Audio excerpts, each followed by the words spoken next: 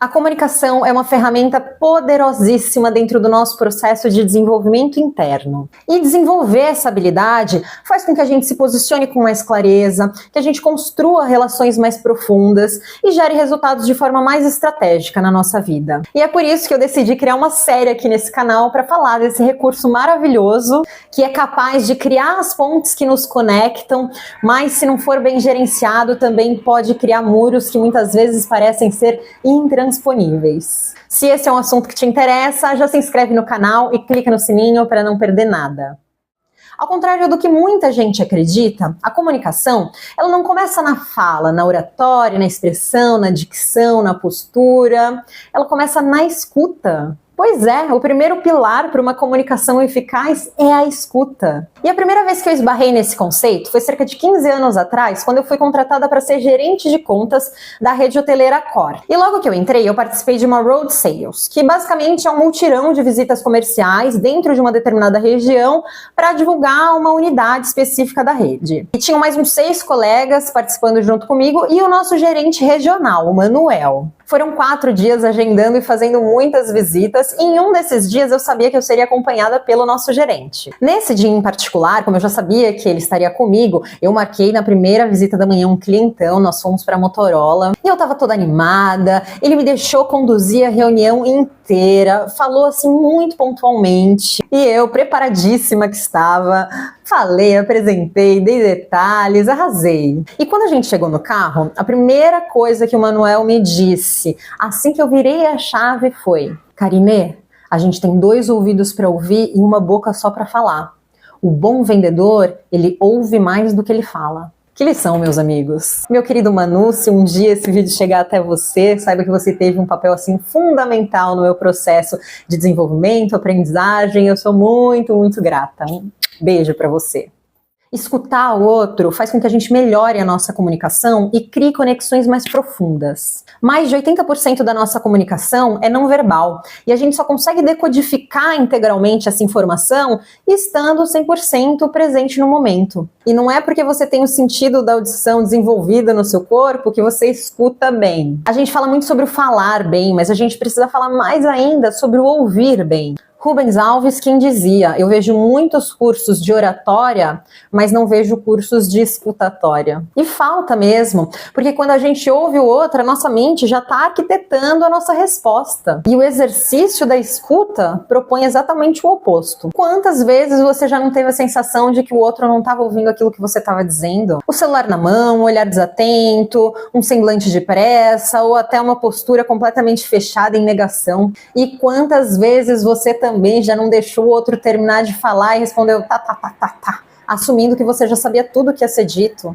Ou terminou a frase do outro e já emendou sua própria resposta ou conclusão por falta de paciência?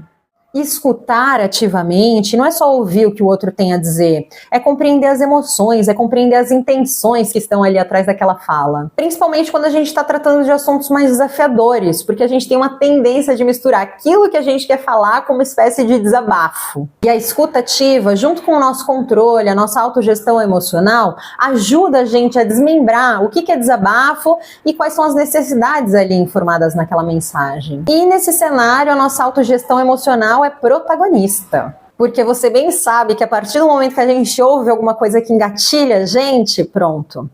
Já se forma um escudo, uma barreira, não entra mais nada e a nossa mente já se prepara para o embate verbal. Agora, quando a nossa inteligência emocional está mais fortalecida, a gente consegue investigar melhor e até ajudar o outro a se comunicar com mais clareza. Ao invés de rebater, de se defender, a gente passa a fazer perguntas como: tá, mas de onde você tirou isso? Que informações que você analisou? O que te levou a pensar assim? Me explica melhor isso. E quando essa escuta ativa não acontece, a gente acaba interpretando errado e criando conflito sem necessidade. É por isso que a gente precisa exercitar. Então pega papel e caneta que eu vou te ensinar o passo a passo para você começar a exercitar a sua escuta ativa ainda hoje. E o primeiro passo é ouvir com atenção. Se interessar de forma genuína, evitar julgamento, evitar pensar na próxima fala, estar ali presente, entregue e aberto à mensagem do outro. É importante lembrar que a conversa acontece por turnos, então você precisa deixar o outro terminar de falar. Isso vai treinar sua empatia, sua tolerância, sua paciência. Bater um desconforto durante a fala do outro? Respira no desconforto. Isso é treinável. A região do nosso cérebro que está relacionada com esse nosso autocontrole é a mesma que é acionada quando a gente sente empatia. Isso significa que quanto mais autocontrole você desenvolve, mais empatia você é capaz de sentir pelo outro.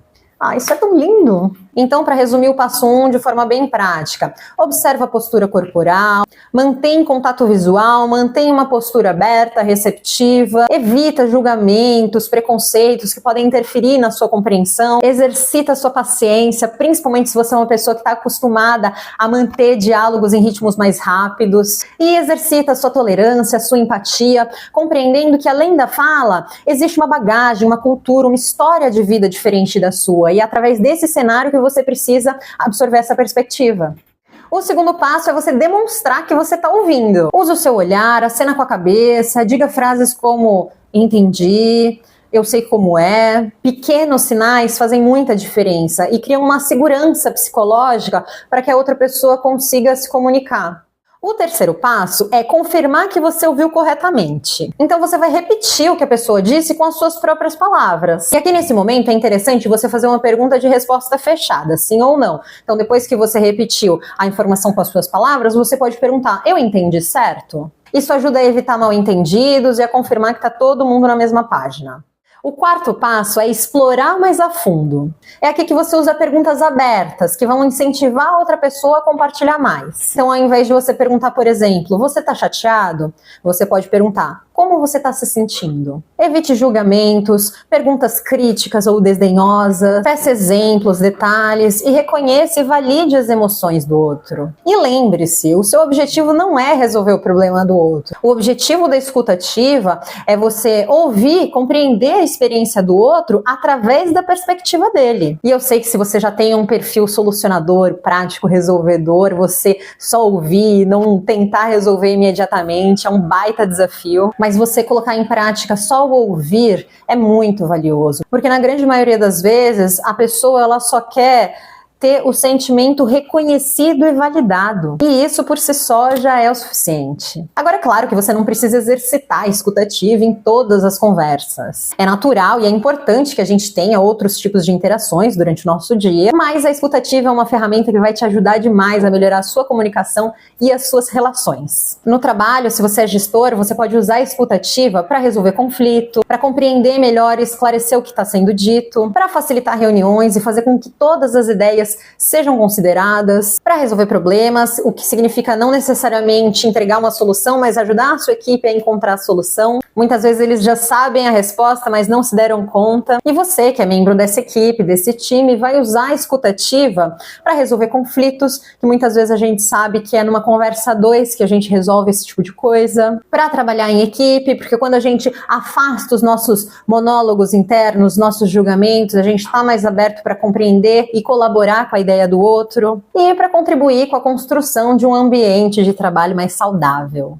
Agora que você já sabe como colocar em prática a escuta ativa, em quais momentos utilizar, me conta aqui nos comentários em que situação você mais sentiu falta de ser ouvido.